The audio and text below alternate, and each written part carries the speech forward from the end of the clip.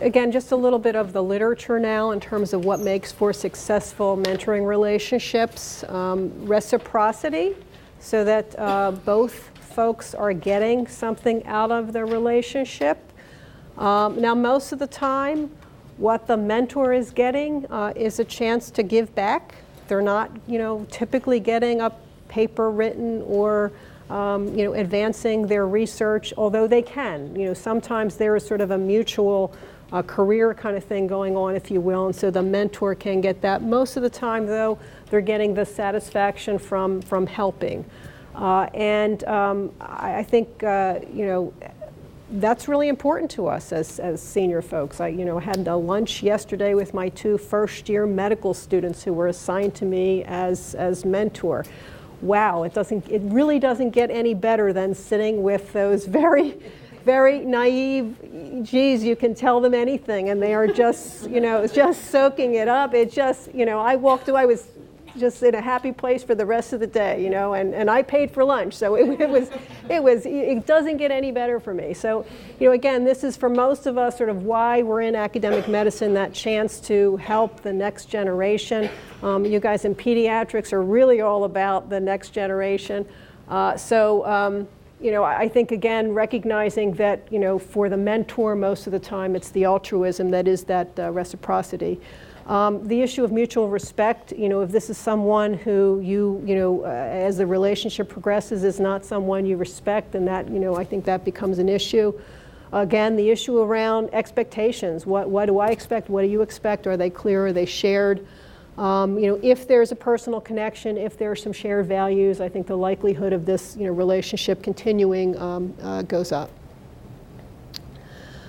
Conversely, characteristics of failed mentoring relationships: poor communication, lack of commitment, issue of personality differences, perceived or real competition, and conflicts of interest. Again, every once in a while you get in these really toxic mentoring relationships where the mentee is being sort of used and abused, if you will, in an effort to help the mentor. And they may not see that. So that can be really, really difficult. Sometimes, again, lack of mentor experience. If you really don't know the skill set that you're being asked to help, then, it's really fair. It's always fair to say, I don't know, but here, I'll try to find someone else who can help you. Don't feel like you need to know everything. I think, again, knowing your limitations can be helpful. All right, so some common challenges that we see. One is, so I always say to my department chairs back at Jefferson, you need to develop a mentoring program. No problem, I'm the mentor for all my faculty, okay? And they want to be, that's the good news. The chairs want to be the mentor, sometimes for all 180 faculty that they're in their department. For most of them, it's not realistic. It's sort of enough for me to get an annual performance review of the faculty member with the chair. They really don't have the time to be the mentor. And I would argue that they probably shouldn't be the mentor. Again, when you're sitting with your mentor, that person should not have another agenda other than to listen to you and to help you figure out sort of your stuff, if you will. A chair or a division chief has something they need from you. They don't want you to leave unless, there are other issues going on. They have, patients to be seen and educational needs to be met and committees that they need to staff, and they may or may not be in line with what you want to do and what your needs are. So, again, your mentor should help you be preparing for conversations with your supervisor to sort of help you negotiate that career. So, now rarely though, they may have a skill set that can help you, okay? And again, they often will be a sponsor and they will be someone who has opportunity. So not to say that they don't have a role. Maybe they're the best grant writer and they can really help you, give you specific feedback around that. But they probably shouldn't be the primary career development mentor, if you will, because there are these conflicts inherent in the fact that they're your supervisor. So not to say they don't have a role, but I think you really want to be clear about what that role is. That's difficult, right? Because if you look at, you you look at small divisions, or like, let's just take my division, pediatric nephrology, and I'm not bringing me and you up, because I think we have a good, you have your mentors, but I'm just getting out of the way. But for me, you know, it's a small division, so who is going to be my mentor? Who has been an academic success in pediatric nephrology? Well, there's not, I don't have 20 people to choose from. I mean, there's a limited subset, and it's natural that the person you're looking up to is your supervisor. Right. He's the one who's Right. made it. So, I mean, does it always have to be like, I mean, can it be, or? So again, not to say, you know, there are never absolutes, and this person may be the person who needs to do a lot for you, but I think it's always good to have someone else, either outside of the department or in another institution, who can be the person, if and when issues come up, that you have to bounce, you know, these kinds of things with. Yeah, I think that there's, you know, it's not an all or nothing, and I think that's part of what you were saying. I think the people that from my division, and you know, there's one woman who's not here anymore. She moved back to Scranton for family help, and you know, throughout here, she still calls me. You know, I have this offer. Can you? We talked about negotiation. Can you tell me that? Can we review that again? You know, that relationship continues, but. Was I her mentor for everything? No, gosh, no. And we have a small, you know, division also, and I wouldn't think that I would be. And are you going to talk about outside mentors? Yeah, that'll be when we get to the questions. Yeah. All right. Again, mentor-mentee differences in generation, gender, race, or ethnicity. I think if you are mentoring across gender lines, if you're mentoring across racial ethnicity lines, if you're mentoring against, you know, across generational lines, I think it's important for you to think about those differences and what the challenges for your mentee might be. I think you should familiarize yourself with issues around bias and what kind of biases may face your mentee. For instance, you know, when I'm mentoring junior faculty who are women, where often there's a lot of biases about you know, what they're willing to do in their career versus their commitment, if you will, to the family. I'm very clear with my junior faculty women, you need to be upfront and center with your goals. You need to articulate them. You need to tell people what you want to do, because otherwise people will make assumptions. They will assume that you're not interested in this opportunity. So I'm very deliberate about that, and I think, you know, if you're mentoring across those lines, you want to think about what the challenges are. Women and minorities are often asked to serve on way too many committees because people, you know, people want diversity on committees. That's good. The bad news is these people get taxed with too much of this, and it may not serve their career. So you need to understand the issues that your mentors, your mentees are going to face, and you know, just think about things from a different kind of perspective, if you will. Can I make one comment? I think you also have to be careful when people pick you for that reason too.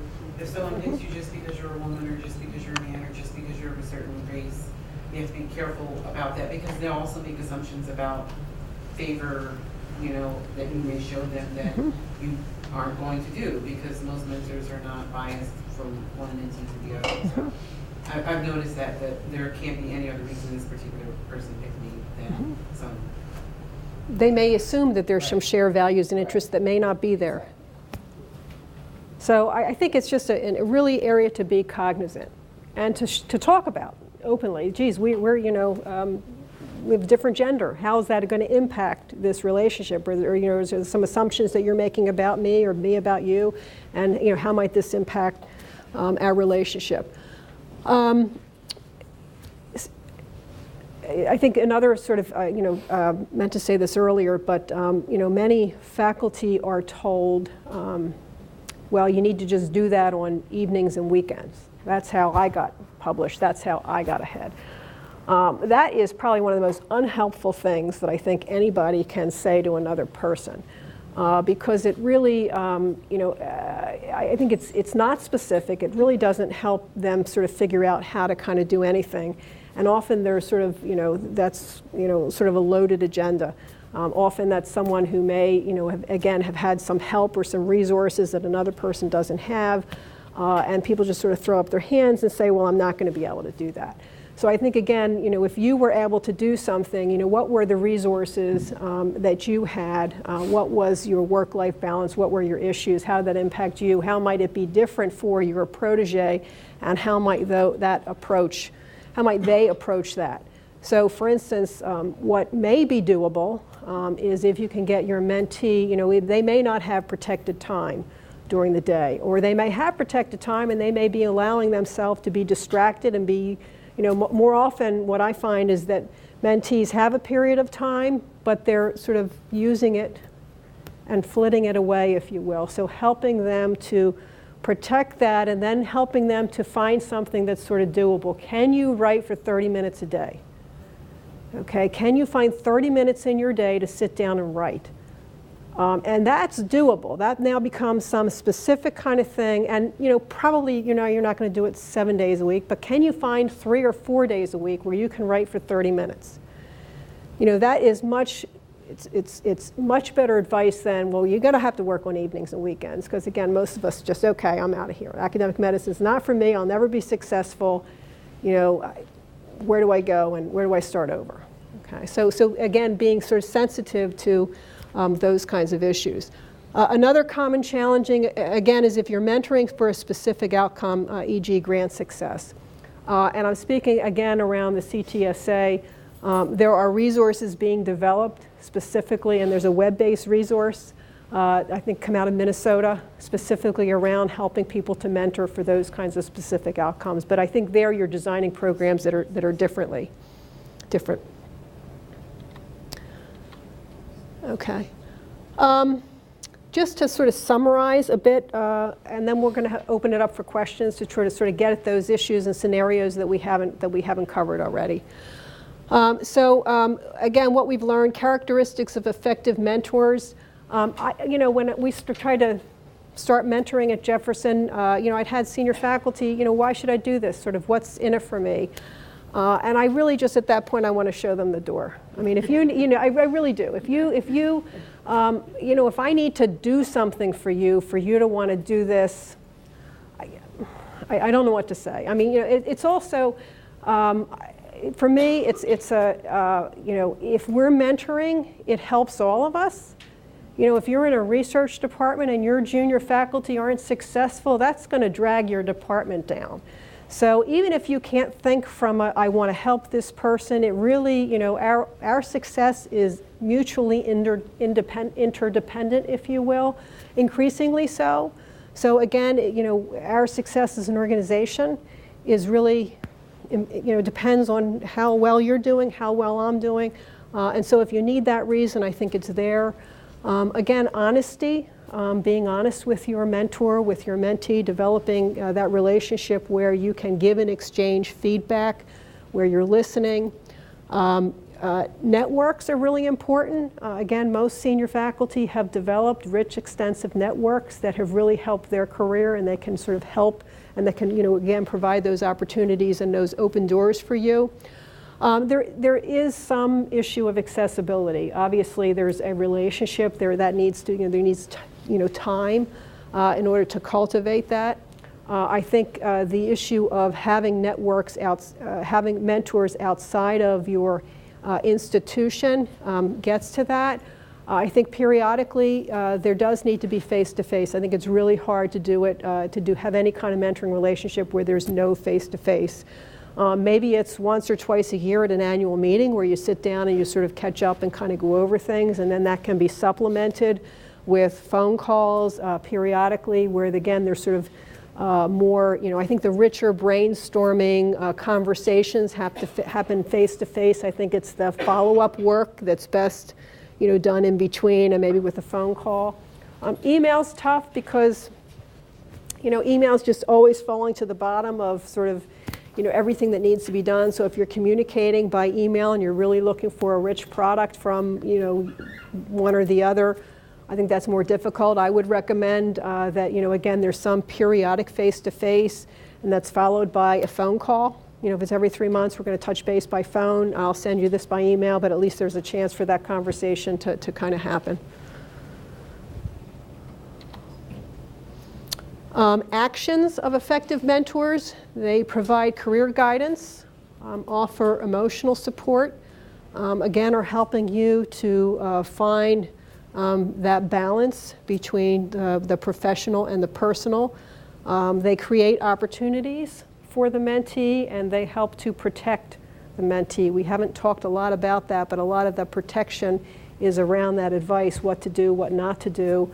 And again, if the mentor is in a position to negotiate with you or for you, with your chair or whatnot, they often can protect from those unnecessary kinds of tasks.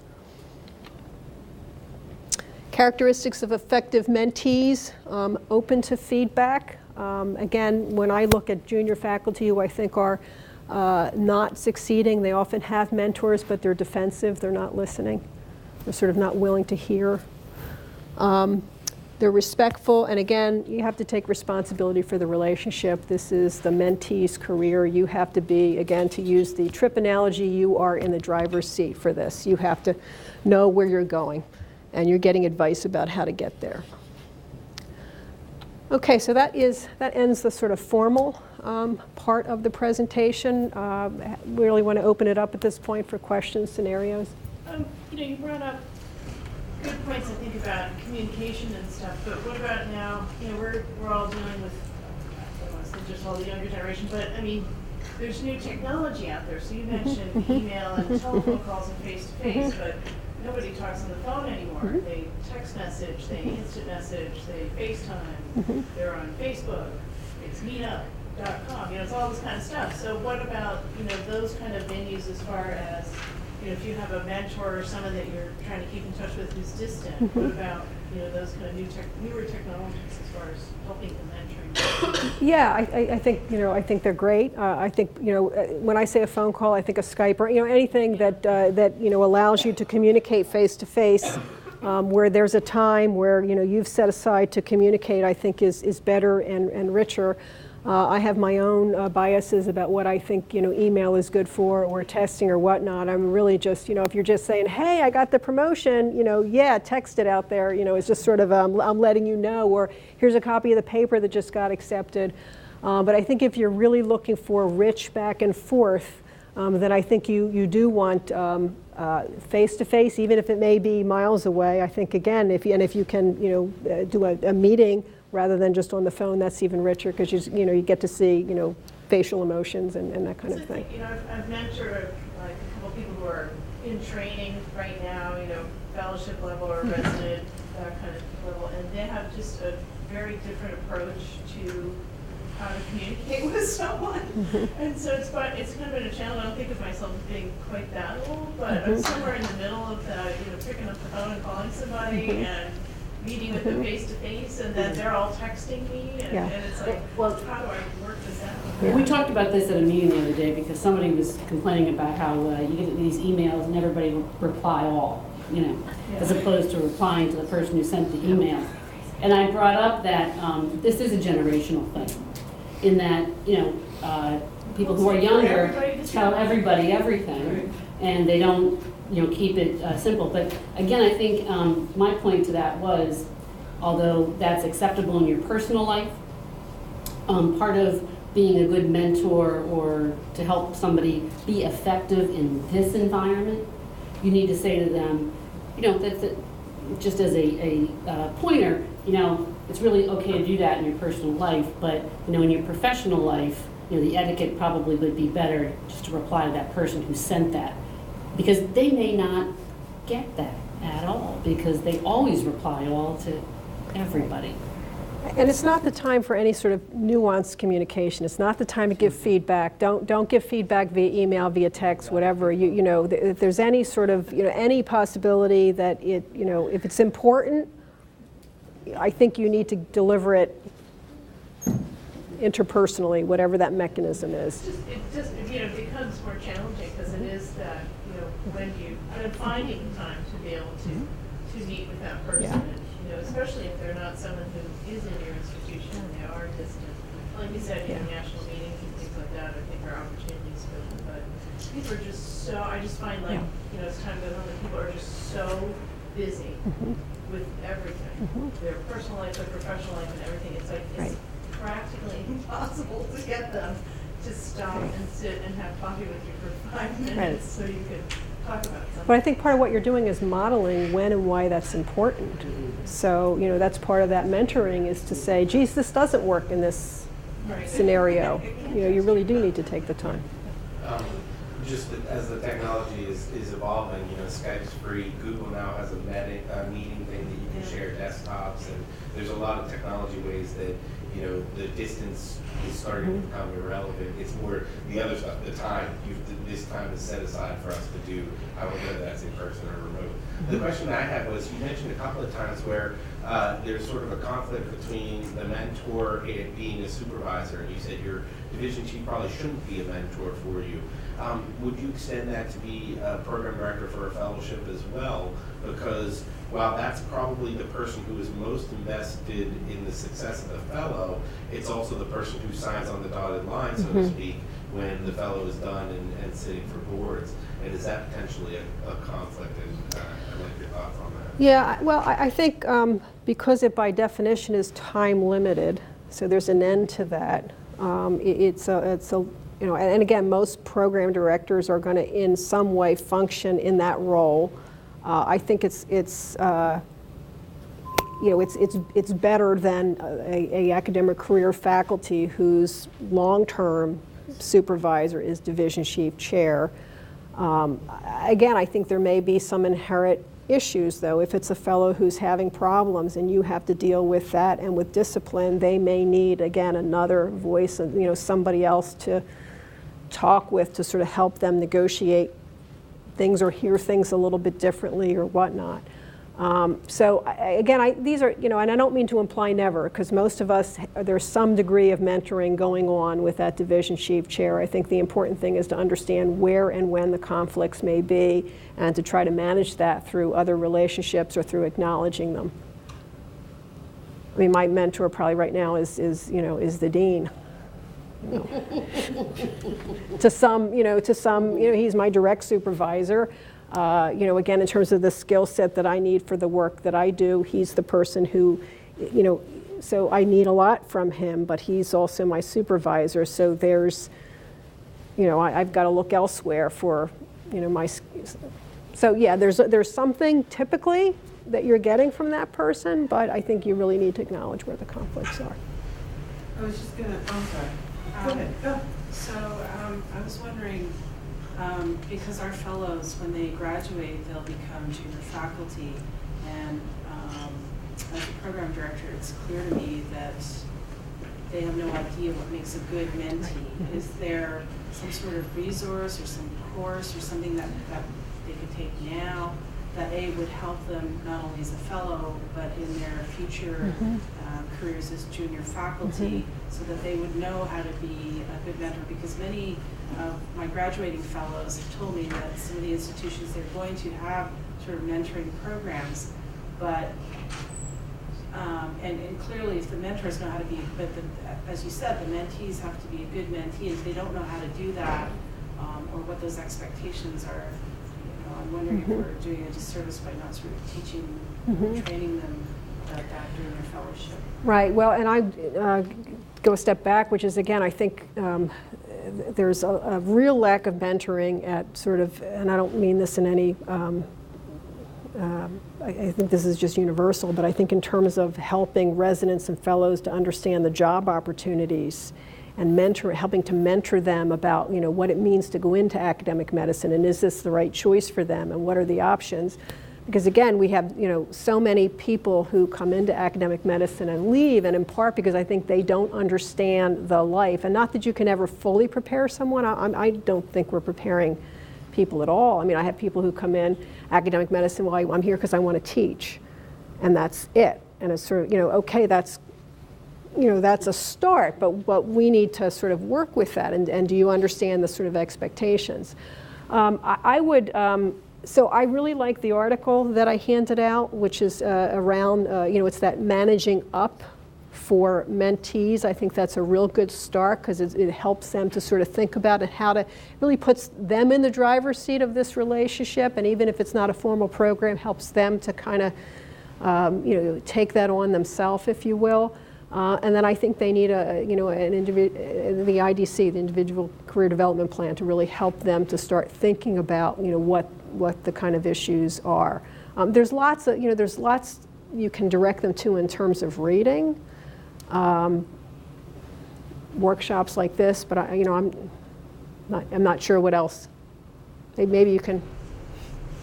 Well, I mean, I guess, I wasn't sure if there was some webinar or something that they could sift. Most of them like watching videos on the thing rather than reading,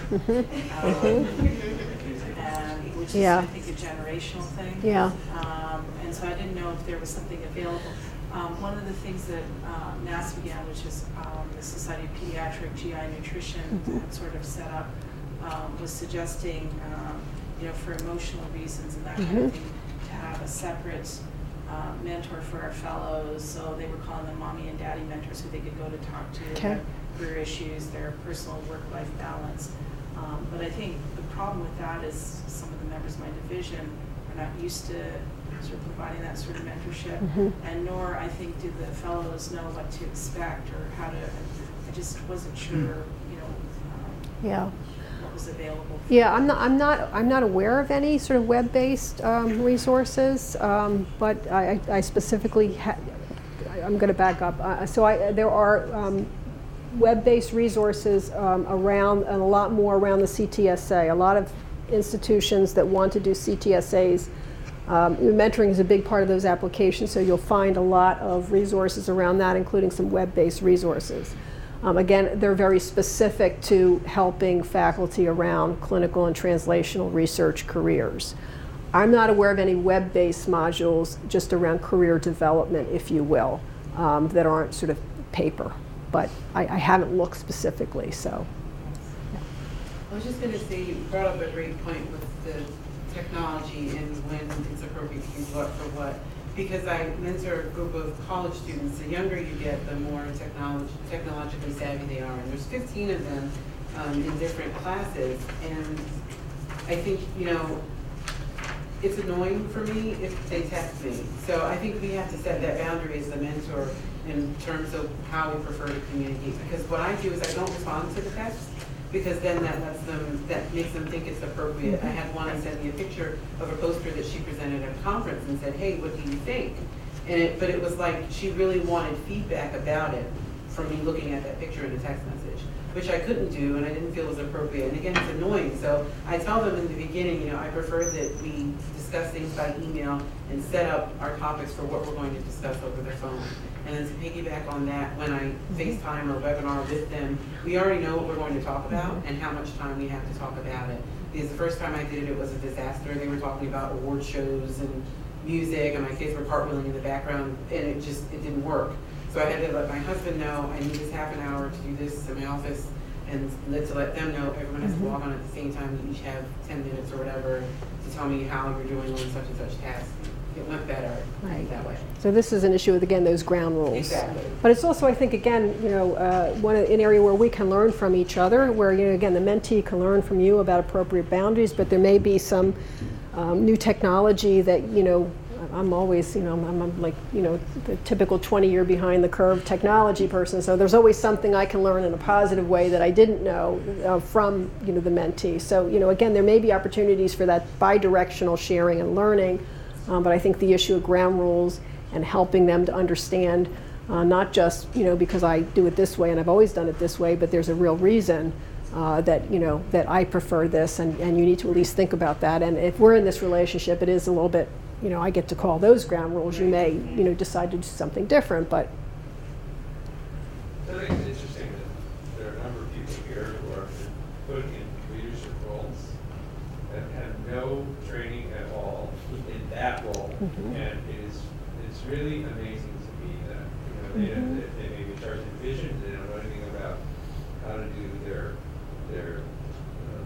billing and et cetera, running it, and I think that that's a huge deficit that needs to also be addressed, because we're really talking about this formative stage, right? But there's this other stage. Yes. That, people get put in positions and their careers can be ruined because they have no training in that. it takes so much of their time, the rest of it's. Right. And I would say, again, the mentorship for that begins before one takes that position. Unfortunately, though, it seems to be very common that they get into the role before that occurs. But I think having a conversation with a mentor, I've been asked to do X. I don't have preparation, I don't have training. Help me to think about this position. Help me to evaluate it in terms of my long-term career goals. Is it the right position? Help me to understand what I'm bringing, what strengths and skill set I'm bringing to that role, what I need to develop, how I'm going to get it, so that you really can work through the specifics of that. And I might, one of the conversations I might have with the individual who is offering that is, why are you, geez, I'm flattered. I'd like to think about that opportunity. Can you tell me what you see in me, why you're asking me to do that? And that may give you some insight into the strengths and skill set that, again, someone else may see in you that you may not even realize that you have. The other side of the coin is we often, I think we're much, doing this far less than we did, but we used to, leadership position who had the heaviest CV. I think we don't do that anymore. But if that is, well, you have three research grants and we want to make you the chair, that may, it's a whole nother cause for concern, obviously, in terms of, what the institution's expectations, if you will. But I agree with you completely. I think that is part mentoring, part skill set development, additional coursework, leadership, competencies, all of those kinds of things. I think that, but I think that, you need to do a lot of groundwork in preparing for that and making sure that you're lining up people who can be good mentors for you and give you feedback and help you to develop that skill set and to think about, you don't even know what you're walking into. You have had no preparation. You don't know the kinds of problems that are coming and how you're going to handle those. As a mentee, is it good to put a time frame on these kind of things? When do you know when it's good to sort of say, this is a 3-month journey or this is a 2-month journey? And obviously, when is it better to be on a different? Yeah, I again, own preference is to start out with shorter time frames, because if it's not, I think, the hard thing is exiting these relationships.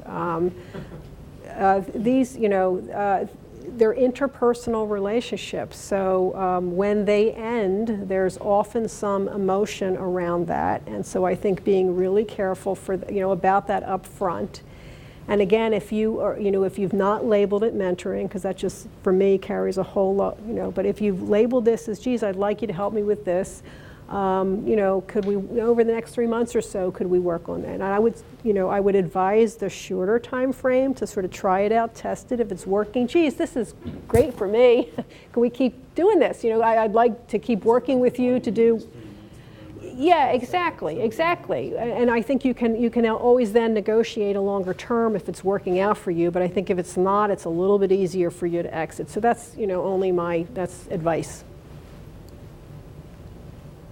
And maybe, you start out, you don't even label it that. Geez, can we, I'd like to get together with you and talk over coffee, whatever. And just, if you have an opportunity to even test it out that before agreeing to anything longer. I mean, it's sort of like the, the date thing, try lunch first. If that doesn't work out, no need to go further.